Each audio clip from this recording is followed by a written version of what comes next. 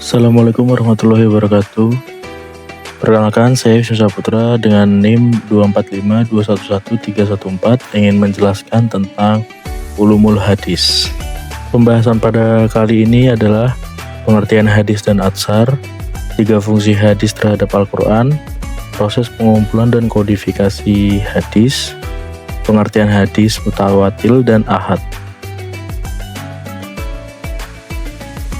Pengertian hadis. Pengertian hadis menurut istilah para ahli hadis adalah segala sesuatu yang disandarkan kepada Nabi Muhammad SAW, baik ucapan, perbuatan, persetujuan maupun sifat. Dari definisi tersebut dapat dimengerti bahwa hadis adalah segala sesuatu yang bersumber dari Nabi Muhammad SAW, baik ucapan, perbuatan maupun ketetapan-ketetapan Allah yang disyariatkan kepada manusia. Selanjutnya, pengertian atsar.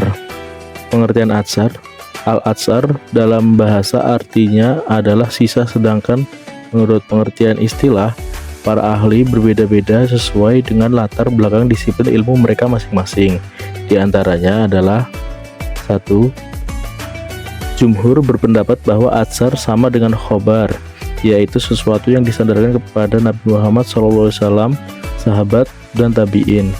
Yang kedua, menurut ulama lain seperti ulama Khurasan, atsar untuk hadis mauquf dan khobar untuk hadis marfu.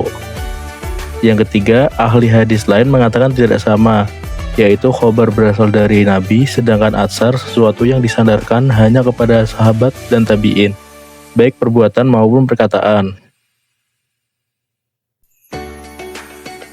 Fungsi hadis terhadap Al-Quran. Di sini fungsi hadis terhadap Al-Quran ada 3. Secara umum, fungsi hadis terhadap Al-Quran untuk menjelaskan bayan, makna, kandungan Al-Quran. Banyak hukum dalam Al-Quran yang tidak dapat dijalankan bila tidak dapat diperoleh penjelasannya dari hadis. Berikut jenis-jenis bayan. Yang pertama, bayan takrir.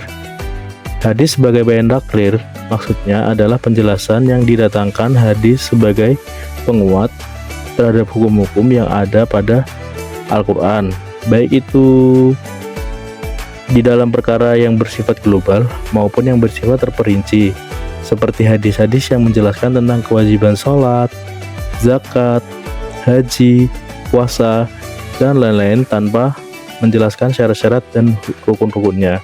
Maka semuanya itu sesuai dengan apa yang ada di dalam Al-Quran. Yang kedua, ada bayan tafsir.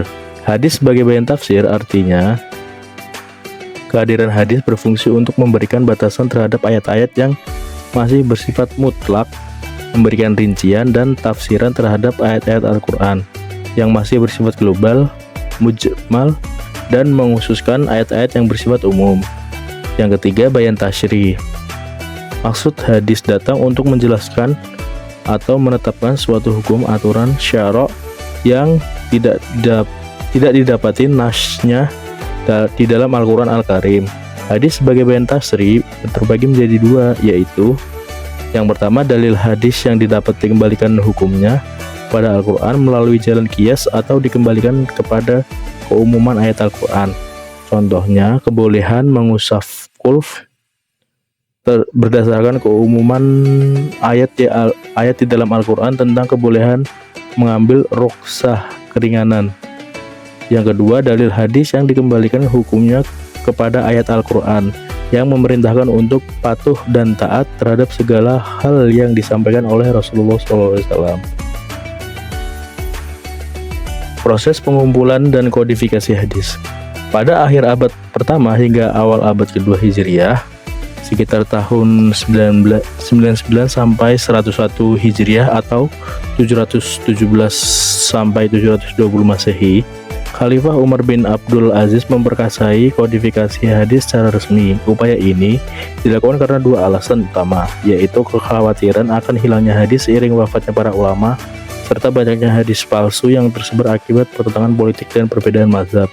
Untuk melaksanakan kodifikasi tersebut, Umar bin Abdul Aziz memerintahkan Abu Bakar bin Hazm dan Ibn Syahid Az-Zuhri agar menghimpun hadis-hadis Nabi. Abu Bakar bin Hazm mengumpulkan hadis dari Amroh binti Abdul Rahman dan Al-Qasim bin Muhammad bin Abu Bakar, sedangkan Ibnu Syihab Az-Zuhri mengumpulkan hadis dari wilayah Hijaz dan Syam, lalu mengirimkannya kepada para penguasa daerah. Sayangnya, kitab-kitab hasil kodifikasi pada masa ini tidak ada yang bertahan hingga kini. Upaya ini dilanjutkan pada masa Bani Abbasiyah yang dengan lahirnya kitab-kitab hadis seperti Jami dan Mushanaf, serta karya terkenal Al-Muwatta oleh Imam Malik bin Anas yang menjadi kitab paling sahih pada masanya. Meskipun berisi hadis Nabi, pendapat sahabat dan tabi'in, penyusunannya masih bersifat longgar karena tujuan utamanya adalah menghimpun dan menjaga hadis agar tidak hilang. Selanjutnya, pengertian hadis mutawatir dan ahad. Pengertian hadis mutawatir. Hadis mutawatir merupakan hadis qat'il urud, yaitu hadis melahirkan keyakinan atau kepastian dan menghasilkan kebenaran. Oleh sebab itu, keberadaannya tidak perlu ditanyakan lagi dan kandungannya wajib diamalkan. Para ahli membagi hadis mutawatir menjadi dua bagian, yaitu mutawatir lafzi dan mutawatir maknawi. Yang pertama, hadis mutawatir lafzi ialah hadis mutawatir yang lafaznya dan maknanya sesuai antara riwayat satu dengan lainnya. Yang kedua, adapun hadis mutawatir maknawi ialah hadis yang lafaznya dan maknanya berlainan antara satu riwayat dengan riwayat yang lain, tapi kandungan maknanya sama. Selanjutnya pengertian hadis ahad. Hadis ahad adalah hadis yang diriwayatkan oleh satu atau dua riwayat ataupun lebih yang tidak memenuhi syarat-syarat mutawatir.